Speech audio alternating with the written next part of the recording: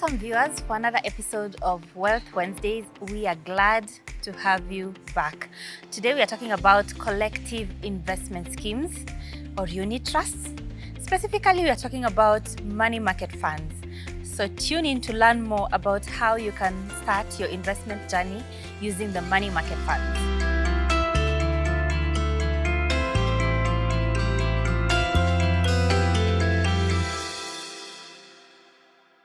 Today, I'm here with a very, very special guest, and I will allow her to introduce herself. My name is Elizabeth Irungo. I'm the CEO, ABSA Asset Management, an organization that is licensed by Capital Markets Authority and Retirement Benefits Authority to provide financial services and investment services to Kenyans and people of interest in the investment world. So, when I was thinking of you, I was thinking about when the common man, when the normal mwananchi wants to begin that investment journey. Yes. We've heard a lot about unit trusts, collective investment schemes, and mostly what people know is money market funds. Yes. But they know just money market fund, the word, they know it gives them interest, but they don't really know how does it really work. So today I just want you to explain it to the people. What exactly is a unit trust? All right.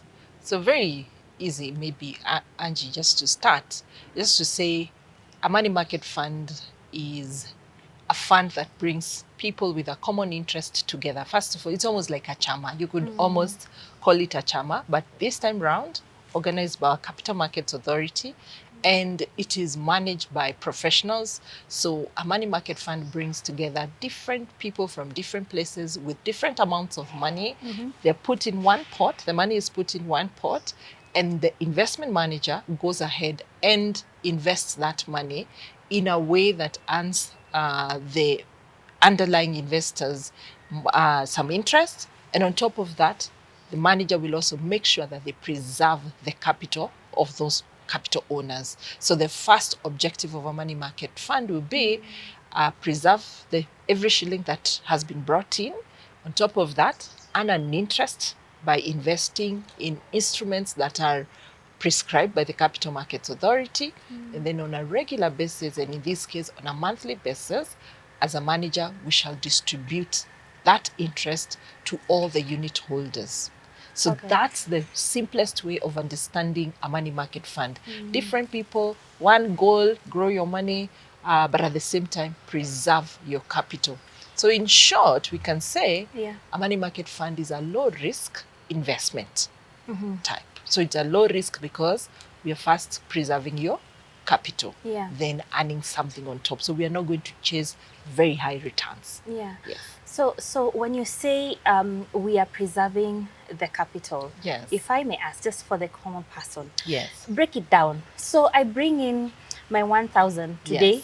Tomorrow I bring another 1,000. It accumulates to 10,000. So you mean to tell me you're giving me money on top of this 10,000?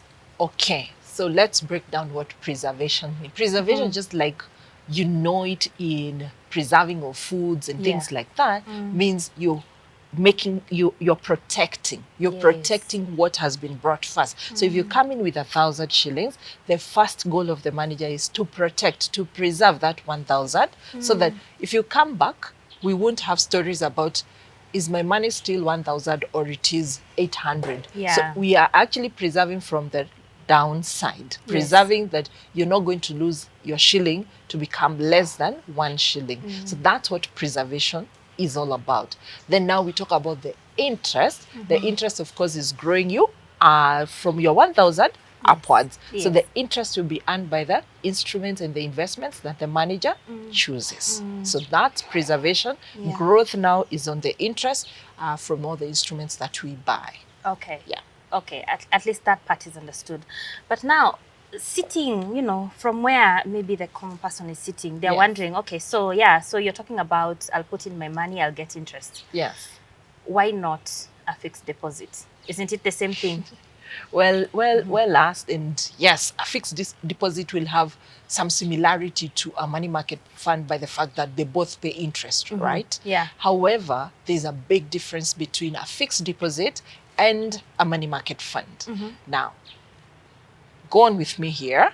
A money market fund has very many people inside. And so the monies are, let's say, from all the investors, maybe I have 1 billion. Okay? So we put it like a chama now. Yes, like a chama. So my 5,000. Yes, we are I'll 10 have a people now. total. It's 50,000. Absolutely. Uh-huh. So with that big pot now, Yeah. the manager does not buy one instrument. The manager buys different investment instruments. So a money market fund, while it pays interest, it will pay interest that has been earned from different sources of or instruments that they have chosen and they have invested in.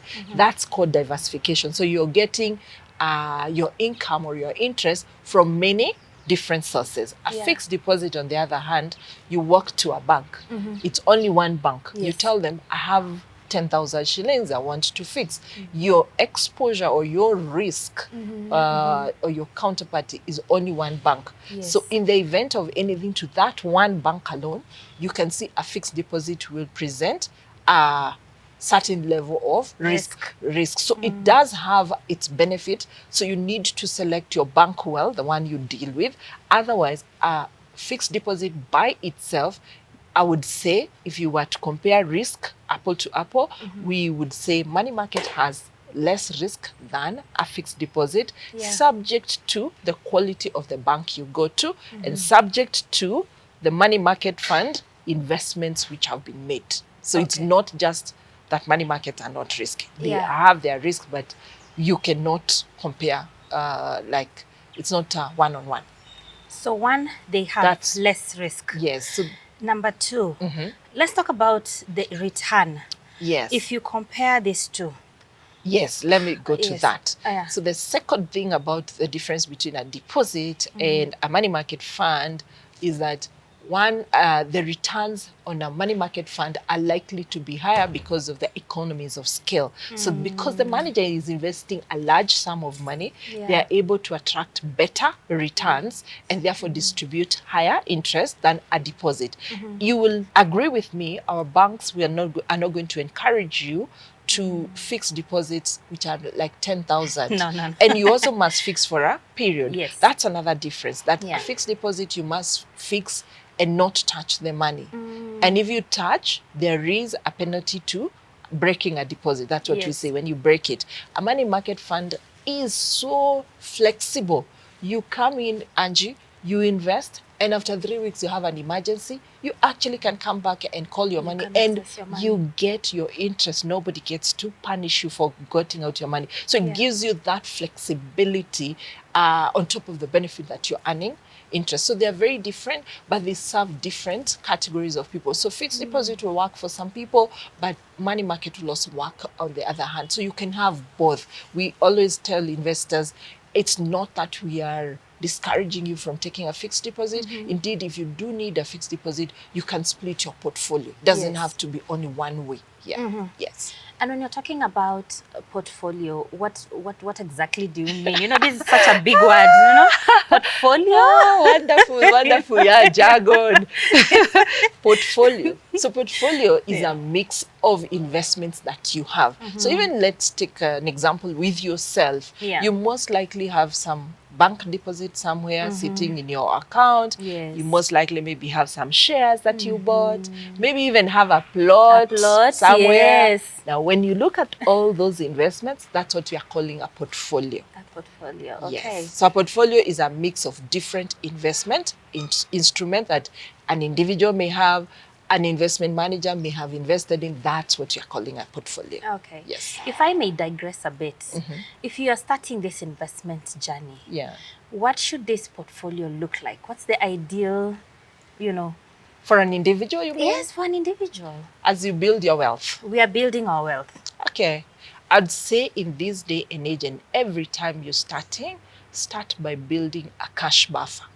Cash buffer being your emergency fund. And what we mean by emergency is money that you can easily access in the event you have an emergency. And I'll give an example of, say, illness. And illness doesn't give you a heads up. There's no warning. It just comes. Yeah. So if you fall into an illness, you need a cash buffer that you can actually go to, and you're able to access medical care. So when you're starting your journey of wealth building, start by building cash buffers, and money market funds form part of those instruments or investments that would help you to build those cash buffers. The same as bank deposits do, they will help you, and you can be able to call that money. So the accessibility is the main determinant of a cash buffer. Then from there, as you build on your cash buffer and you're stable and you have an emergency, and maybe just to mention, when you're building your emergency fund, build an emergency fund of at least 3 months of your expenses.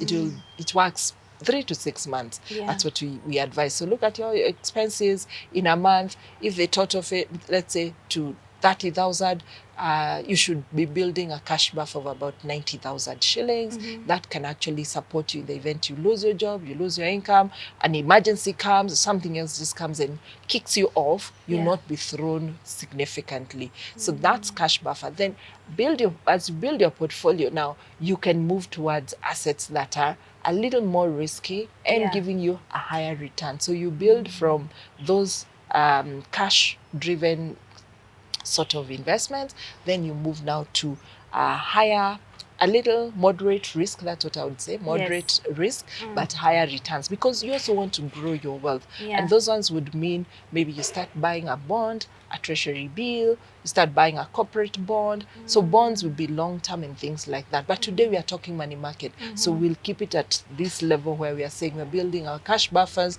we are building for the next project that you have, money that is easily accessible to you. Easily available. Yes. So that's it for today. We are looking forward to host you next Wednesday for another episode of Wealth Wednesdays. Remember to like, share, subscribe, engage with us on all our social media platforms. We are on Instagram, Twitter, Facebook, and even here on YouTube. We want to hear from you. What do you want to learn from us? What do you want to hear from us? What questions do you have when it comes to investments? Who do you want to see on the channel? Give us your suggestions and we'll make sure it happens. Thank you.